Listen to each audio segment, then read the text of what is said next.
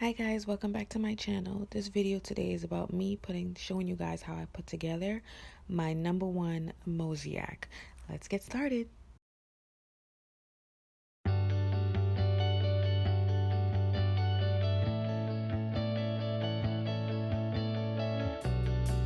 Okay guys, so the couple things that you'll need is, of course, you'll need a ruler, you will need an X-Acto knife, and you will need a scissors, a tape, and of course the number one template that you guys see there on the ground.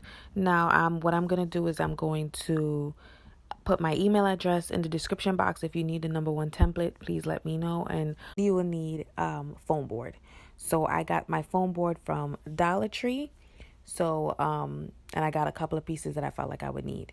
So the first thing I'm going to do is I'm actually going to put my foam board, lay it down flat, and measure exactly how much foam board I would need to put together in order to create this giant number one.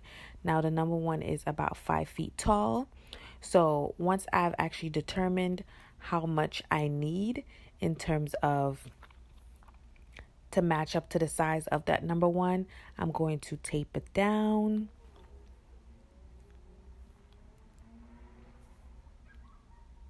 Right, tape the pieces together.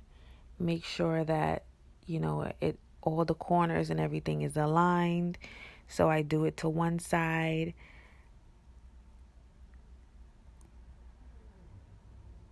And then the other side, I just remove any labels and stickies that I need. Now I'm actually going to take that number one and I'm going to lay it right on top of the foam board, and then I am going to tape it down.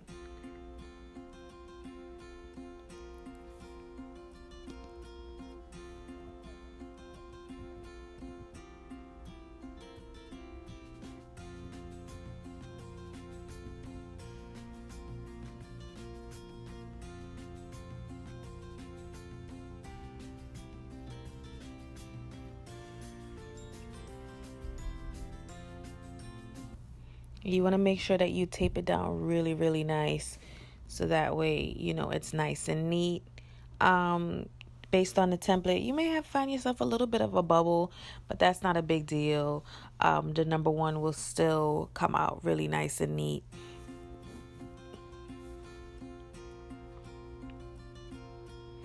Now, after you've actually taped down the whole entire thing, I will actually take my X-Acto knife and begin to cut around the template.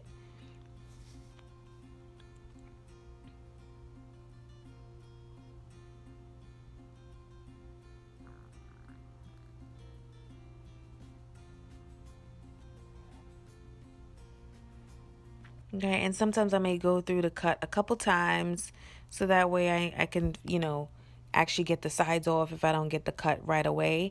But an X-Acto knife is actually a lot better than a box cutter. My opinion, I've tried a box cutter. I mean, a box cutter is pretty good. It's a little bit on the bigger side, but dull. If you had it for a while, it might give you a little bit more trouble. But with this, it's a lot easier. Okay, so after I cut it out and I took out all the sides, I actually folded up my number one and I put it aside. So what I'm actually going to do now is I actually glued the little creases in the areas that I saw that my number one needed on the other side in order for it to stand still and not bend. And now I'm actually going to cut my foam board into the sizes that I need to create the sides. So the measurements I use are 6 inches wide, 6 inches wide, and I leave the full length of the actual foam board. So I usually do about 6 inches wide and leave it full length. And then I just draw these full lines about the width, about the same size as the ruler going across, because these I'm actually going to use to score. And I'll show you guys what that means later on. And then once I've actually so some of them I'm scoring and some of them I've actually just only created the one clean width of the sides. Those I'm going to cut, stack together, and then the ones that I need to score, I cut them the long way first, and then I cut slightly over the lines. After I cut slightly over the lines, then I'm just going to bend them in order for these to be able to roll around the corners.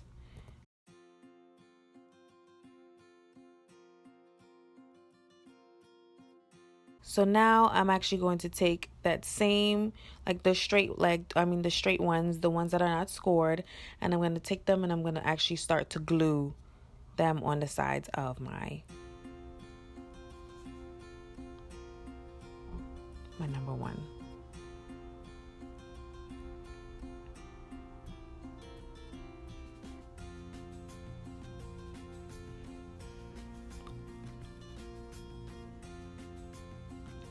Right, as you guys can see, the sides are nice and straight, and you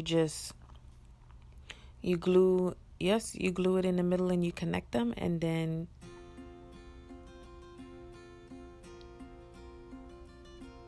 right. So now this part here, I wanted to show you guys. Now I'm using the one that I scored. So you guys see that the number one actually does a dip at the top. So because I've scored the paper, the foam board, it made it easier for me to actually bend this foam board into that curve. And because I did that, it gives a nice little clean curve finish, because the foam board would not be able to bend when it's completely flat. So by scoring it allows you to go around curvy structures, curvy forms of the number or the letter that you're doing. So I'm gonna finish up.